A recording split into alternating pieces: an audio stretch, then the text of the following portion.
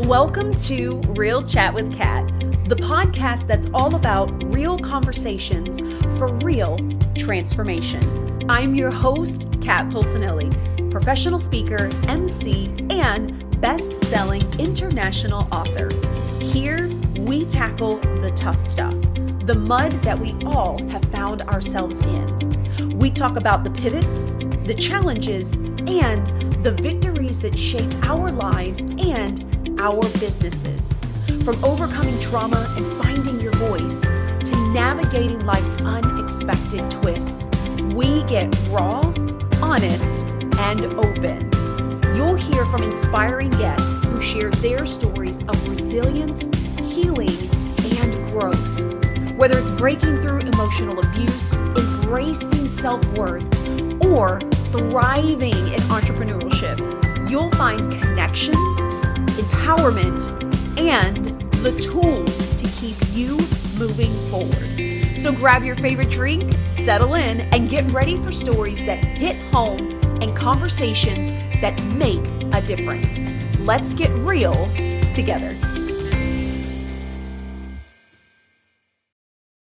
Hello, everyone, and thank you so much for joining me today on this episode of Real Chat with Kat. I am so excited to have you here with us today, and boy, do we have like a perfect on-target conversation that you're going to be able to use immediately. This obviously can be used at any point in time, and Joan's amazing at expressing communication and boundaries and things like that. But definitely when we're talking about the holidays, I feel like that always kind of gets everybody in a, what do we call a tissy? We'll use that term, a tissy. But there's a lot of things going on. There's a lot of tension. Maybe there's family members you're not a huge fan of, but you go and you do it anyway, and all those good things. And in life in general, I'm sure that there might be somewhere that you work and you're like, oh gosh, when Susan comes by. So I'm super excited to have this conversation and also be able to expound upon the different things that you can be aware of in your life, and making sure that you're putting yourself first. So, Joan, thank you so much for joining us at the podcast today. Oh, thanks for having me. It's a pleasure to be here. I am super excited, and I've known Joan for a while, and I love listening to her and all her expertise and all the different perspectives that she brings in from all the years that she's been doing these things. So, Joan, why don't you do us a favor then and fill everybody and tell us who you are and what it is that you do. Sure. My name is Joan Stenzler. I'm a native New Yorker, and I love living in the city. I'm a licensed clinical social worker and a psychotherapist in practice for over 30 years. And because I'm a lifelong student, every 8 to 10 years of my career, I have gone back and studied something new. So I'm also a professional level yoga teacher. I teach meditation and mindfulness. I've been doing that for over 20 years. And at some point, I realized that I really wanted to add something more to the practice that I was providing to my patients. And I went back and I got a training in something called somatic experiencing, which is a body-centered form of healing work that helps to release the remnants of trauma in the body, mind, and spirit. And that's been a game changer. That was 13 years ago. And 5 years ago, 5.5 years ago, in July of 2020, when everyone was when everyone was in their homes, and we had nowhere to go, I decided to start a women's group, and I reached out to people I knew, started a women's group, and that's where the Women's Empowerment Incubator programs were born. That's when I began teaching women's empowerment and transformational programs online. So those are just some of the things that I do, and I'm happy to share them with you today.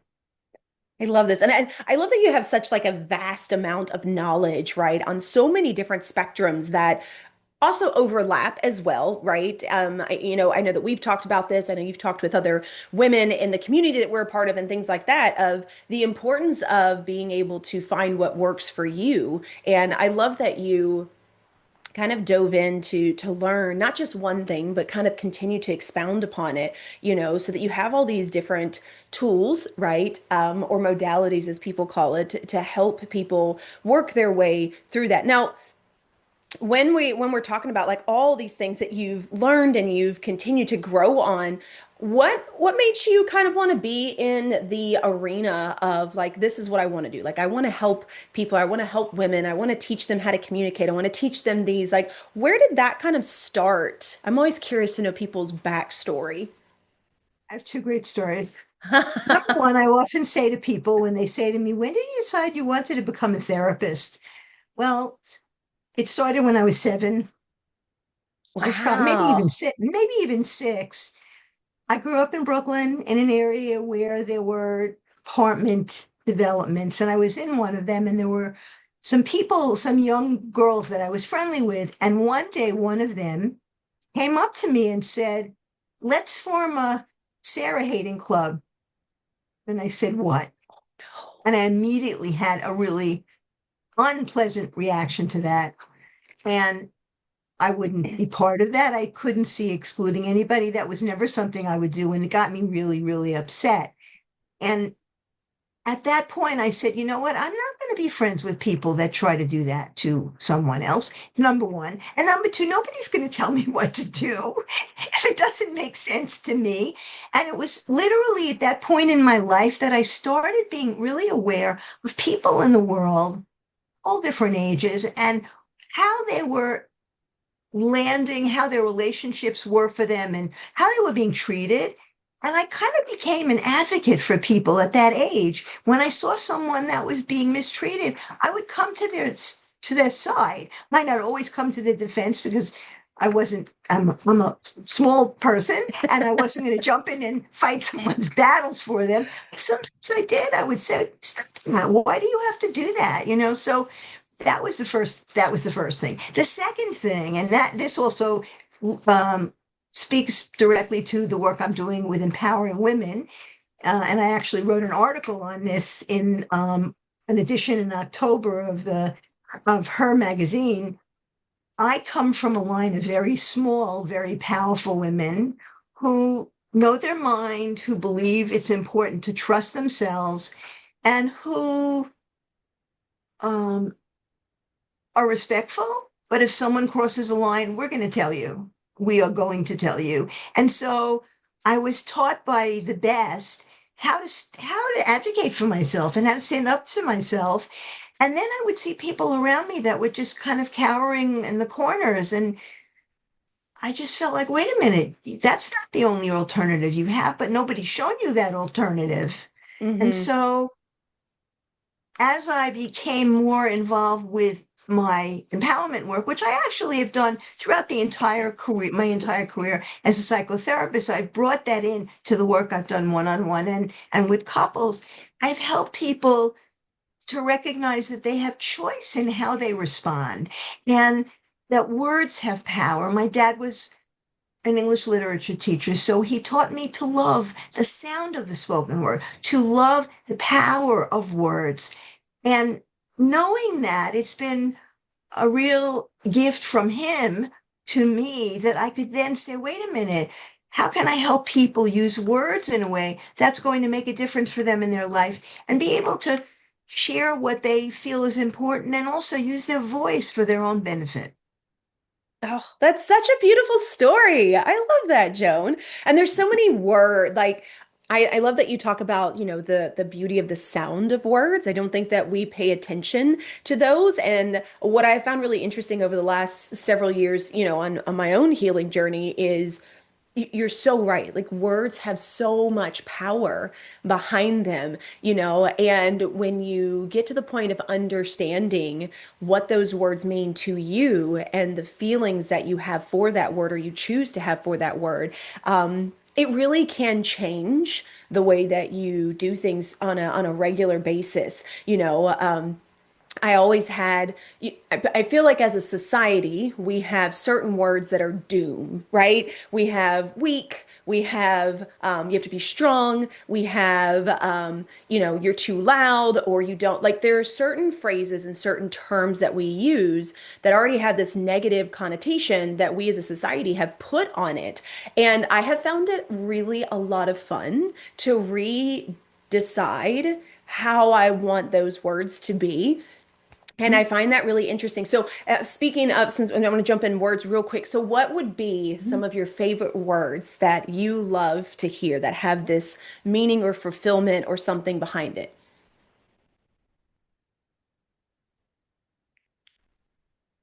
I think I love a lot of words, but I think that when I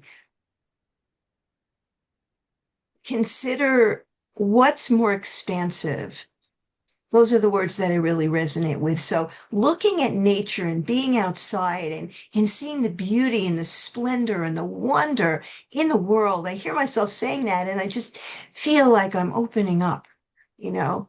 Going to what you said, which really fits very well into many of the things that I teach and that I choose to do or not to do in all realms of my business, is that so many negative words are attributed as characteristics of women that they shouldn't do. Like you're Mm, too loud, you're too bold. Bold is a bad thing when you're a woman, right? You're too opinionated, right? You're too what are some of the other ones? You're too weak, you're too sensitive. That's the one that I mm, um when it's used derogatorily about a woman, it really upsets me and it gets me pissed off too at the same time because when I'm working with someone and they say to me, "Oh, I'm too sensitive," or they say to me, I have someone now, a lovely person I'm working with who had a terrible breakup, unexpected, and the person he was with was just awful about it. And he's struggling and he's talking about I got to be strong, I got to be strong. And what that means to him is I'm a man, I have to um, you know, I have to just strengthen myself and I have to just find a way to will myself to mm-hmm. get past Suppress the grief, it. the grief I'm feeling. And I said, you're not weak. You're not weak for crying. You're not weak for feeling. You're not weak for being affected by this. You are a human being. So much of the work that I do with the women I work with, and the majority of the clients and patients I'm working with are women, is to help them recognize that their language is not serving them well. And I'll Mm, say, let's reframe that. Let's come up with a different way to put it because so many people have heard these things from society, from culture, from family, and when a man stands in the middle of a group and says something very definitively, he's assertive and he's confident. And often when a woman does the same exact thing, she's loud and she's annoying and she shouldn't be doing that. And I say, no, that's not correct. It's not correct. You have just as much right to say what you want to say. You have just as much right to share how you feel. And just because someone else is uncomfortable doesn't mean that what you have to say isn't really very valuable to everyone that could potentially hear you. yeah. And I think that that's, when we're speaking to people, I think that's the bigger thing is to understand that not everybody is going to hear what it is that you have to say, and that's okay. And I think that kind of leads into, earlier you were talking about advocating for yourself and how, you were blessed to be around these amazing women that taught you that at such a young age. And I think that we have a lot of people in our society now that don't understand what that means, or we try to advocate or stand up for ourselves and it ends up in the wrong context, or we, get partway through it and then we back down. So if we're talking about advocating for ourselves, one, what does advocating for yourself, what does that mean to you? And then two, how does someone begin to understand what that may look like for them? That's a mouthful.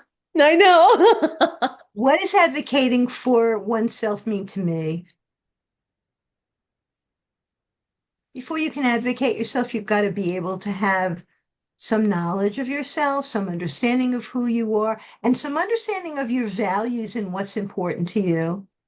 So when we talk about boundaries and setting limits with other people, when we feel that they're saying or doing something that's uncomfortable, or they want us to be part of something and we don't want to be, it has to do with really knowing enough about ourselves to be able to figure out what works and what doesn't. And a lot of times, women, when they don't know what their values are, or they have some vague idea, but they're not really sure what's most important to them, um, when something comes up and it feels uncomfortable, they'll just sit there with the discomfort and like not really know what to do with it because they won't know where is this feeling coming from. It's just like, oh, kind of, I feel this sometimes. And is it connected to anything? Where as if something very clear and specific happens. I'll give you another great story. My grandmother, God bless her, she was amazing. She made her own clothes from the time she was young, and she was a seamstress, and she was part of a tailoring business with my grandparents. She made this fantastic, beautiful dress. We went out to dinner, and she was wearing this dress that she made. What did she do? She bought a dress she liked. She took the entire thing apart. She made Oh a my pattern gosh. for each piece, and then she sewed several other dresses. Made several other dresses with the same exact pattern. Okay. So she's sitting and we're eating dinner in Florida. And the waitress comes over to my cousin and says, what? And she was in her 80s at the time. Sharp as a tack and really, really, really funny, right? Very nice, but wouldn't, when someone crossed the line, she was going to let them know. Okay. So the waitress came over and said to my cousin, what are you going to have? So my cousin said, oh, I'm going to order the salmon and whatever else. And then she comes over to me and she says, well, what do you have? And I gave her my order. And then she looks at me again. This was a big mistake. She looks at me again and she says to me, and what will grandma have? And my grandmother turned to her in a very clear, definitive voice, very nice. But she looked at her and she said, if you want to know what grandma will have, then you should ask grandma. If I tell you the woman turned scarlet red and said, oh, I'm sorry, I'll be right back. And she scurried away like a little mouse from the table. And I said to my grandmother, good for you. I'm so glad you did that because that was so insensitive and that was so thoughtless. No idea whatsoever how brilliant a person you are. She's looking at you and she's making an assumption. Do not let anyone do that. And I was like Mm, so happy because to me, that's such an insult. You look at someone, you see that they look older, and you assume they have no functioning brain in their head.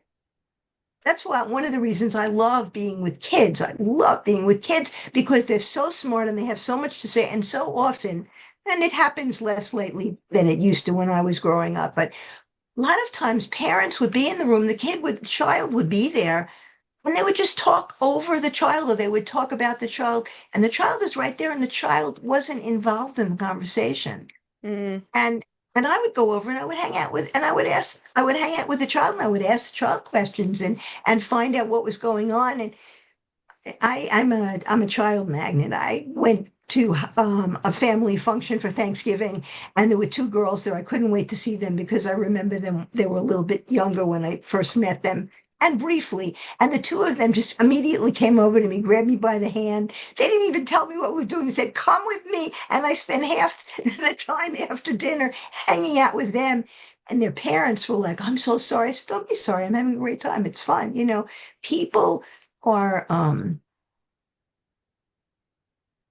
they're not attuned to the wisdom in the world and the potential that you can learn from people of all ages. I Mm-hmm. mean, I have friends of all ages. I have always had friends that are younger than me, always, right? And I've always had friends that are older than me.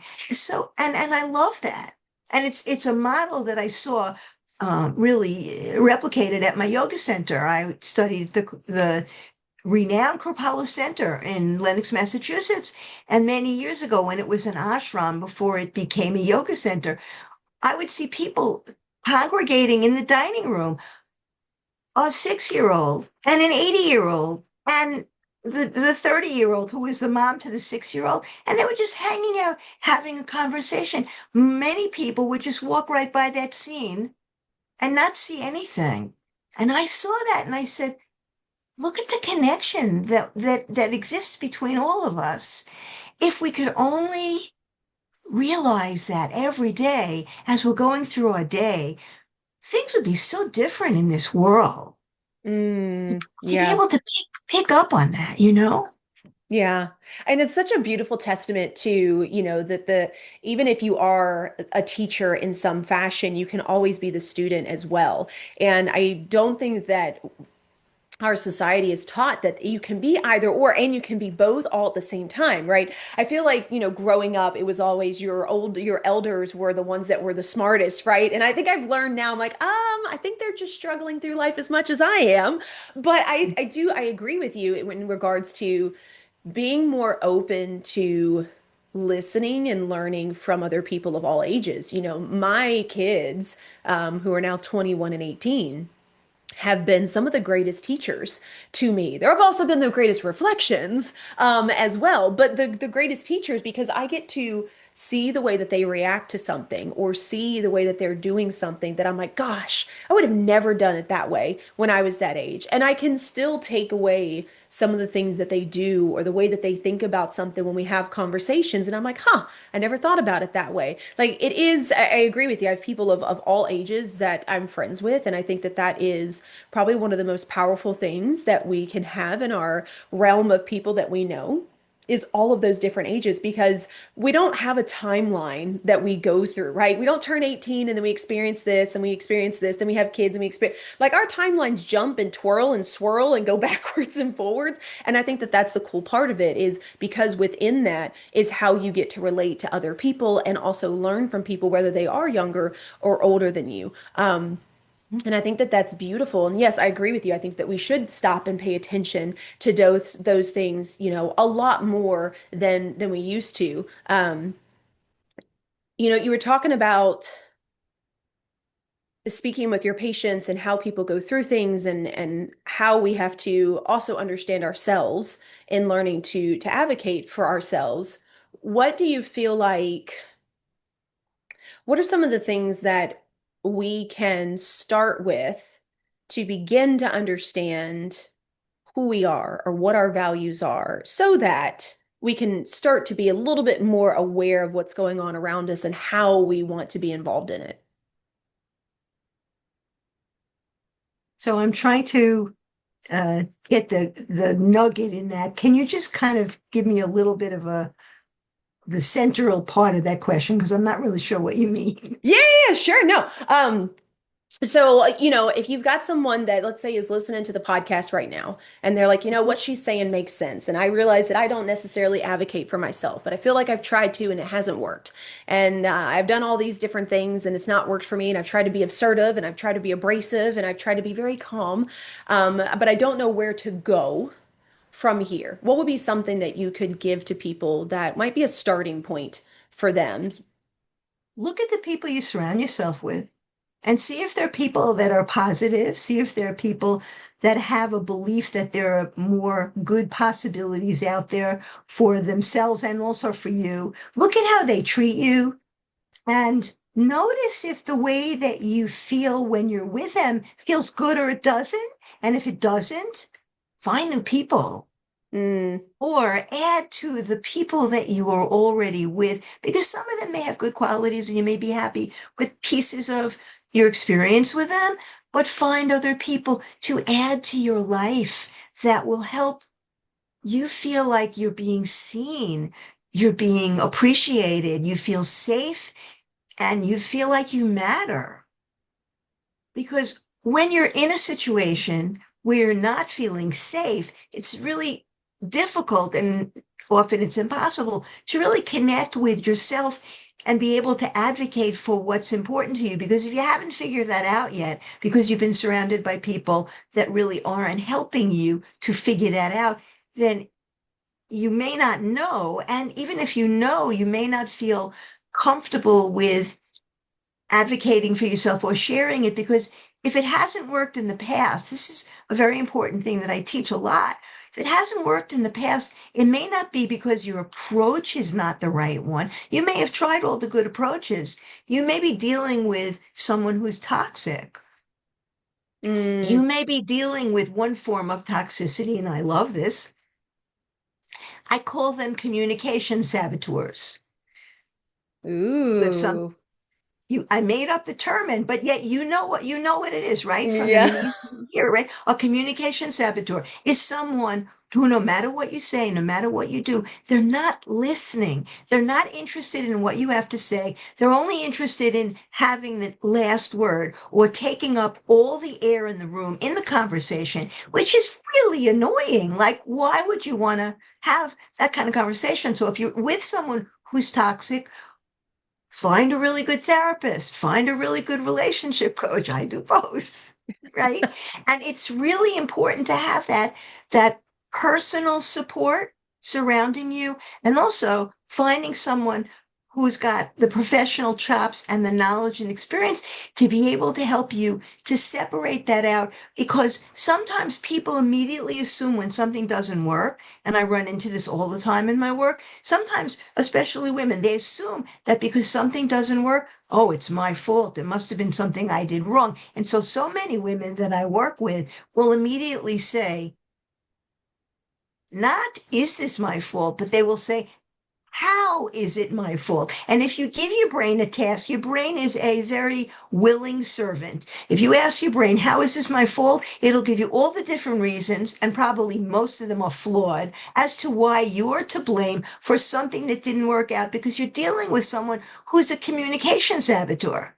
Right? Mm. Someone who is a compulsive talker, or someone who's a competitive talker. I always say, I love this. Those people who loved watching Seinfeld, right? He had many different types of people. He had slow talkers and he had fast talkers. The one he left out, and he should have included because he was from New York, right? The competitive talker. We're mostly all competitive talkers in New York. We've got to find a way when we're speaking with other people to kind of slow it down, because when we're speaking with each other, that's the rhythm and we're comfortable with it. But when you're in a conversation and someone tries to take over, or what I call kidnap the conversation, and they've taken and they're running down the road, and you're like going, what just happened? If that happens enough times, it's enough information for you to say, wait a minute, I have a choice. And I know this is going to sound weird, right? Most of the time, when women stay silent, the association is with, oh, I just shut myself up. I just shut myself down because I was afraid of what would happen if I didn't. And that's the only reason. Here's another way to look at that. When you're dealing with a communication saboteur and you've had enough frustrating and negative experience with them to really feel convinced, it's not going to go any other way. If you can take a step back from it and say to yourself, okay, I'm going to dinner for Christmas, or I'm going to dinner for Hanukkah at so and so's house, and that person's going to be there. How much time, effort, and energy do I really want to invest in a conversation with them, as opposed to all the other great people at the table? You can choose to say, I am assertively choosing not to respond to that person, or I'm assertively choosing to silence myself, to stay quiet and not feed what I call feed the beast, right? Because if you're dealing with someone that's that aggressive in the way that they speak and that aggressive in the way that they approach a conversation, and you try to get in there, they're going to knock you to the side, and they're going to keep going. So you have a choice. You can say, you know what? I'm not going to do that. And that's a decision that most women, when they do it, they feel like, I shut myself down. But I say, no, the smartest thing is, if you're dealing with somebody like that, to just not give them any oxygen or any energy. And then they're talking to themselves. And Mm. eventually, as they keep going and going and going and going and going, then they stop and they're like, what's going on here? They finally realize that nobody's taking the bait. And if Yeah. nobody's talking to them, then, so I think that's one thing that can be helpful. I think that one of the things women struggle with so much is it's often hard for women to believe in themselves, to have confidence in themselves, to have faith in themselves. And so much of the reason for that is because there have been so many um, inaccurate and stereotypical um, expectations put out into the world on women about the way we should act. I mean, I run into this a lot myself because I am a fast talking, pretty assertive Jewish woman from New York City, where we talk fast to begin with. And you're going to laugh, right? I sometimes talk to Midwesterners and they look at me like, what's going on here? Who is this person? What's happening? Because a lot of the women from the Midwest, I love them, they're wonderful, have been taught to sit and be quiet and listen and wait your turn. And I believe in waiting my turn most of the time. Sometimes I kind of get right in there because my family is this way, also very competitive, right? But just sit and listen and let the other person talk. And the person who's leading the group, they should be talking and you should be following them. They're the authority and you need to let them be the one speaking, and you sit back even if you disagree, right? And so a lot of times when I work with Midwestern women, first they're like, what's going on here? And then they go, I really like the way you think. I like the way you do things, because you're not mowing anybody down. You're just saying, you know what? I am as worthy as anybody else, and I deserve my place in this situation, and I deserve my place in this conversation if it's a place I want to be. And if I don't, then I have the right to remove myself from it. And sometimes, and I'm sure you talk about this in your work. You do a lot of different things, but in your domestic violence work, if something is not a good place or a good situation, you have a right to, and it's also very important to remove yourself from it, even if it's family. Mm-hmm. And that's often the hardest thing to do. Oh, absolutely. Family is definitely the hardest one, right? Because we have been taught in society that they are the most important, and we as the child are supposed to give back to them, right? And there's this really crazy invisible cycle of how things are supposed to be done. But I love the idea of choosing to speak your truth in that moment, or choosing to also remove yourself. And I don't think that we realize we have the opportunity to remove ourselves as much because we're like, we need to explain ourselves. We need people to know why we're doing something. And like you said, but if they're a communication saboteur, or they're continually talking over you, it doesn't matter how much you explain, how much you tell them you don't want to have this conversation, how much you disagree. They're going to continue with what is most important to them, right? Because your means of communication doesn't mean anything to them. And I think that being able to remove yourself and saying, I'm done with this conversation, or just walking away. Some people may find that rude, but at the same time, I have realized through my own challenges with that, of always feeling like I needed to explain myself, that sometimes Mhm. that is the absolute best way to get past dealing with someone, because I've realized that not everybody wants to hear what you have to say, because they are their own priority, and that's their choice. And um I think that leads into, us being able to draw the line, set our own boundaries, and speak to that emotional place of communication of, I'm getting uncomfortable, I'm not feeling that great about this, or it's starting to do XYZ for me, and I'm going to choose, right, to go this direction. I, I, I think that's very true, and I think it makes a lot of sense. And I think that part of what happens sometimes, and I hear about this a lot, is when someone's in a situation which is tense and where there's um, kind of like rumbling underneath that something might happen in a conversation. Not infrequently, many people, men and women, will sit there with a discomfort, and it's brewing. It's like something's brewing, something's brewing, something's brewing, and they don't know what to do with it. And then eventually what happens is it comes out in a very intense way. And then they feel badly about it because it came out in a very intense way. And unfortunately, a lot of times what happens in this world is that you are judged, Mm, literally judged, for the way your response looks, as opposed to the validity of how you feel that caused that. And there's mm. a big difference between the two. So part of my work, part of my work helping women to become more assertive, and part of my work with empowering women is to say, well, let's unpack this situation. Let's take a look at the situation you have with your brother and what some of the triggers are.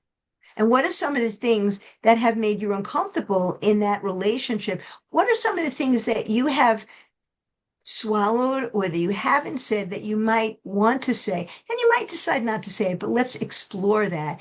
And then look at, if you were to say that, what might that be? How might you say that? And then literally sitting down with someone and scripting out what that would look like, what it would sound like, and then having that modified and adjusted to actually fit that specific, sorry, that specific person's way of saying things. So that if they do decide they want to have that conversation with their brother, for example, that they have an idea of how to approach it. And time again, when we've done this, people will say, you put it into words that I couldn't have come up with better words than what you did. Or they would say, well, that's not exactly what it is, but it's really pretty close. Let's tweak it. And we tweak it. And then we do some rehearsal and role play. And they're like, that feels right to me. To be able to say it in a respectful way, to be able to say it in a clear way, to be able to say it with being mindful of the other person's sensibilities, but also knowing that if there's something you need to say, there's something you need to say. And here's the other thing. One of the biggest reasons that women don't speak up, there are about 10 or 12 of them that I reference when I teach. And one of the biggest reasons is we're kind-hearted, loving, sensitive people. And why don't we speak up? Because we don't want to hurt anyone else's feelings. Mm. And so what I say is the following. If you're being a jerk, right? And you're doing things and saying things in a way where you don't care about the effect of what you're saying, where you're not interested at all, and you're just throwing it out there in a very rude way, that's a different thing, right? That's one way where you hurt someone's feelings because you were careless with your words, because you were disinterested in the way your actions would affect someone else, and because you were okay with the fact that you upset them. That's one scenario. The other scenario is this. If you have a situation in which you're struggling with someone else and you feel it's really important to let them know how you feel, and you do this review and you go over it and you break it down with someone like me or someone else, right? And then you come up with a way to say it, and then you rehearse it, and then you say, okay, that feels good, right? And you do it, and that other person feels hurt. You're not responsible for their reaction to you. If you've done your due diligence and you have made sure that what you're saying is being said in a respectful way, in a careful way, in an intentional way, in a conscious way, and you've reviewed the message enough so that it feels like, yeah, that's what I want to say, and I need to let them know this. Right? And if they're hurt, it was an unintentional reaction to what you did, but you're not responsible for hurting them. Mm. If you go over to someone and you take a pail or something and you hit them on the head, obviously you're responsible for the fact that their head hurts. Like, don't do that. Don't hit someone over the head with a pail. Using a very extreme example, just to show, to share with your viewers. But if you know you need to say something because your heart is telling you this is weighing heavy and this is something that has made it hard for me when I'm with this person to feel comfortable with them. I don't want to feel that way. I love them. I want to feel better. Then it's important for me to take the chance, having done the work beforehand, to then say what I want to say, and then let their reaction be their responsibility and see what they say. Here's what I will say to a lot of people who are concerned about this, right? If you do that and you're dealing with someone and you've had good experience with in relationship, if you've seen them in other situations with other people and they've been reasonable and they're a good listener And they are concerned about how other people feel, which means they're probably mindful of how the way they respond to others make others feel. It's more likely than you might think that if you make that effort with that person to share how you feel, it's more likely it's going to go well or it's going to go better than you expected. There may be some glitches and some things you need to clarify. But if you know that they've been someone that's generally been reliable in that way, it's a much better bet than doing it with a crazy person who keeps cutting you off and interrupting you and never letting you say anything and constantly talking, going on and on and on and on. So you want to just say to them, shut up. It's enough already. So, like choose your battle. That's not the best way to put it, but choose your situations so that you are putting your time and your energy into communicating something at a time and in a place with someone where it's likely to go somewhere. Mm-hmm. There's a difference though between one type of situation and another. A lot of times people will automatically, and many women will automatically say, oh, yeah, it's not going to work. And the other general reason why women are uneasy with communicating is because they're afraid it's not going to go well. Mm-hmm. And there's a whole list of things that they fear, right? They are afraid that they'll be disputed. They're afraid they'll be interrupted. They're afraid they'll be ignored. They're afraid they'll be um, told they don't know what they're talking about. They'll be afraid that they'll be talked over. All these potential things. And you know what? Part of the reason women feel this way is because these are common ways that some people in the world treat women.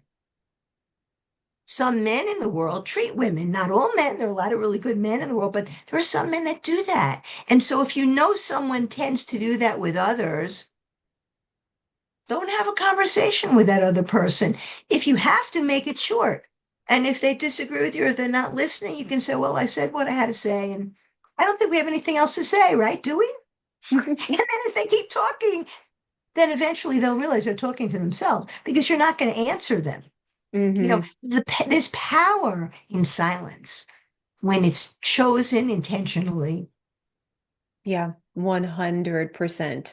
And I love having or being aware of your own intentionality behind what it is that you're trying to say. And I know I struggled with that for a really long time where there were certain things I didn't say and I didn't want to bring it up for fear of rejection or a fight or not being understood or them taking it the wrong way, right? And that's been a big thing for me when I talk with people, or if I'm having hard conversations with family or friends or my kids, and I know that I can come to a place where once I say it, and I leave space for them to say what they need to say.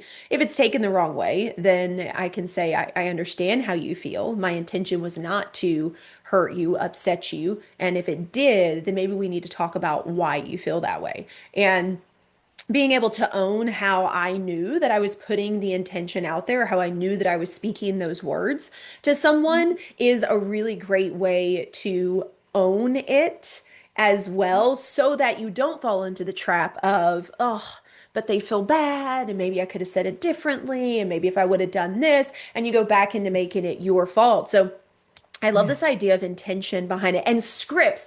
This is so cool to me. Scripts Mhm, with somebody. How cool is this? To be mhm. able to write your thoughts down, to get it out on paper, to think of the way you want to talk with someone, to acknowledge the way, like, okay, I know that they would normally say something this way. Maybe if I said it this way, they might understand it. That is one of the coolest things I have ever heard. Like, that's such an amazing idea. So everybody, I hope you wrote that down. Like, what a tool to be able to think on how you want to have a conversation with someone. I remember multiple times in the beginning of my relationship, when I knew that I had things that I wanted to say, and I knew that there was a possibility of me not getting through them, or I was going to shy away from, whatever bullet point it was. And my husband can attest to this and he'll probably laugh. I used to be like, okay, we need to have a conversation.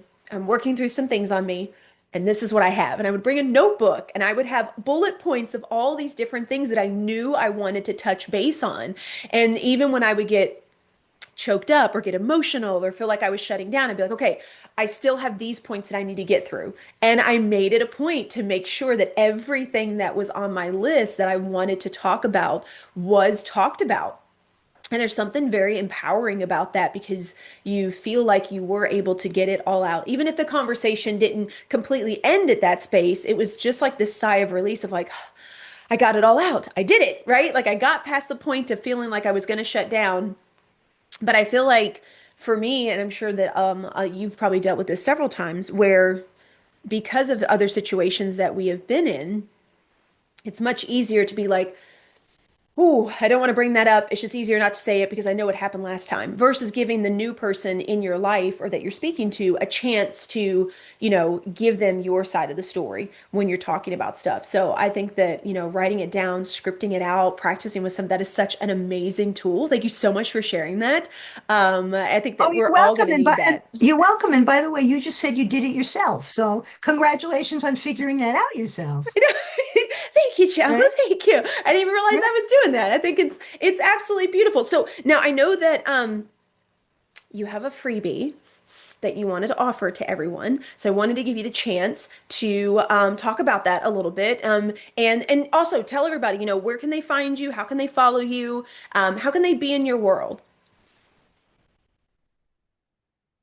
You asked many multi-layered questions, my friend. Okay. Let's start with your freebie. Give us all your freebie. Tell us a little bit about it, because I'm super excited for everyone to get this. I think you have some amazing freebies for people anyway. But So I'll be very honest with you. I created a very short time ago, and I just want to make sure. Hang on oh, one second. absolutely.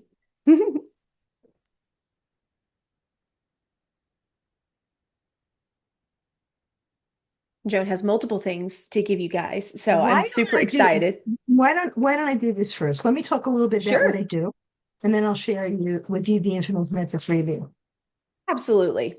which is here somewhere. Okay. So I'll find it in a minute. So I am in practice as a psychotherapist, and I have 30 plus years under my belt. There are many people online, God love them, that are coaches, many of whom have decided that because they've had a trauma and that's enough, they can just go out there and say, I'm going to heal everybody, and they can't. And many of you may have had that experience already. So I think it's very important when you're looking to work with someone, especially if we're not talking about, excuse me, relatively um, uncomfortable but not deep things, to find someone who's got the credentials, okay, Hmm. to be able to talk with you about situations that are triggering anxiety, or situations that have caused you to feel depressed, or situations that feel unresolved, or you feel stuck in some way, especially if you have physical pain. Often physical pain, although it might show up on tests as something going on, they might see something in the body. A lot of times physical pain can be an indication that you have remnants of trauma left in the body. And it's very important to be able to work that through with someone that can help you to understand what's going on, so that then once you understand it, then you can identify it yourself and you can recognize what's going on and what's happening. So that's one piece of what I do. I do work with many women, and I work with couples. For my therapy practice, right now, I'm currently licensed in the state of New York. So if anyone in New York is looking for a really good therapist, I have openings, and I would love to meet with you. I do all of my therapy practice online. Okay. So the other thing that I do, which I've been doing throughout the time that I'm a therapist, is that I help women find their voice. That's my superpower, right? I teach people about confidence and about communication, and the two go hand in hand. When you are able to tap inside, tune into your intuition, learn about what that means, and be able to draw from within what feels most important, what matters most to you. You can then identify situations in which you feel you need to say something and you want to say something. And when you learn how to say it and you finally do it, even though you're worried or nervous, regardless of the outcome, most of the time people feel like, wow, I did that, right? And the wow, I did that is what triggers the confidence. So Mm, doing that difficult thing is something very important. And I specialize in helping women to give voice to how they feel. And then from there, be able to have the confidence to do the next thing and recognize that they have the ability to do it. So many women need encouragement. So many women, and including me, I like encouragement too, right? So many women need encouragement, and so many women really want, um, well, here's the way I put it. So many women have this thought, well, I want to do that, or I want to say that if it's okay with you, right? They want someone to give them permission to just be who they are, hmm. because they're afraid that if they don't get that permission, that something bad will happen, right? We've talked about that before. And so the whole idea is to be able to trust yourself enough to know that there are things that you feel are important, and to be able to have somebody to help you with that. Now, in terms of the way I work with those kinds of in terms of the way I craft those kinds of experiences, I have two 12-week signature programs. And my favorite one, which I'm going to be bringing back sometime in the spring, is it's an 8-week program called Finding the Courage to Speak Up. Releasing fear, embracing abundance, and finding your authentic voice. And it is a beautifully design program, not because I'm amazing. I think I'm really good at what I do, but the beauty of it is that it's co-led by everybody. It's co-owned by everybody. Mm, that's Every wonderful. woman in the group is there to help one another out. And when you bring a bunch of women together that are so used to having no one there to help them, or are so used to being the one to help, to help, what happens is here they are, and there are all these people that want to help them. It's like, whoa, I have this one here and this one here. They all want to help. Then what happens is it teaches people you can open up and Hmm. receive and receive and receive, and then feel that you're worthy of receiving, which is Yeah. something that so many So women don't feel. They don't feel worthy of receiving. as we come to a close, tell everybody where are you at online so that they can follow to learn more about this information. Want to make sure that they can find you. So what socials are you on? I'm on Instagram, I am on Facebook, and I am on LinkedIn. And And is that little it, your name, or is that okay, it, Joan, I am or I am on it. Let's see. I am on Instagram as Stenzler Joan, and I am on Facebook as Joan.Stenzler. And I think there's a number in front of me, but you can just look me up Yeah, on definitely. LinkedIn. And as far as your Okay. guide, because we're running right at the end of time, I have it right. I I have it awesome. right Okay, there. go ahead Yeah. and give us a real quick shout as we come Okay. to a close. Sorry about that, you guys. Okay. I do a lot. I create a lot of different things and I make all kinds of cool names up. So the name of the guide is Stop Carrying It All. And it's designed for women leaders in the boardroom, at home, anywhere, leading anyone, right? It's designed to help busy, responsible women who lead others to own their voice, speak their truth, and say no without feeling guilty. And the reason it's called Stop Carrying It All is because so many of us take on everyone else's stuff. And then we're overloaded and we're exhausted. And what happens when something else comes up? We take it on. So the Mhm. whole idea is put it down and figure out what works for you and what doesn't.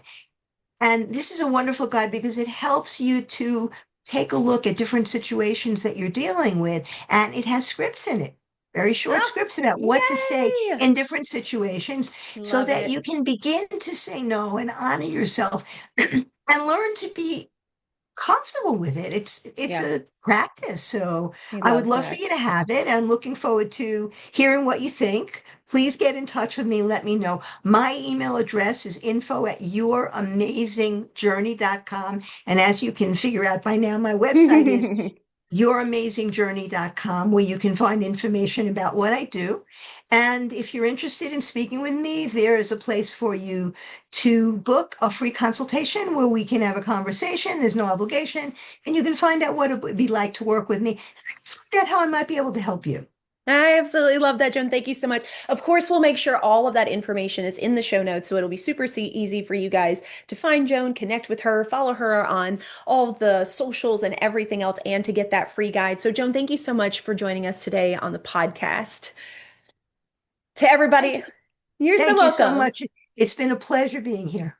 Yay, to everybody else out there. I hope you were taking notes. If not, I'm telling you right now, you need to go back and take a listen at this one, especially about that scripting. I think that is like the key as we're moving into the holiday season. So thank you so much for joining us today. I hope that you got something out of this and something resonated with you. And until next time, do one thing positive for someone each and every day and see the difference that it makes in your life. Catch you later.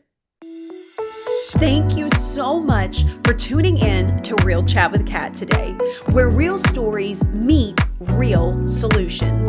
If you love today's episode, don't forget to subscribe, leave us a review on Apple, and share this with someone who may also need to hear this as well. Let's also keep the conversation going. Follow me on socials at The Lotus Effect, connect with our incredible guests, and remember, you are never alone.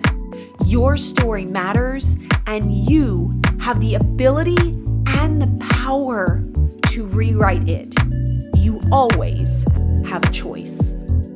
Until next time, stay strong, stay inspired, and keep showing up as the incredible, unstoppable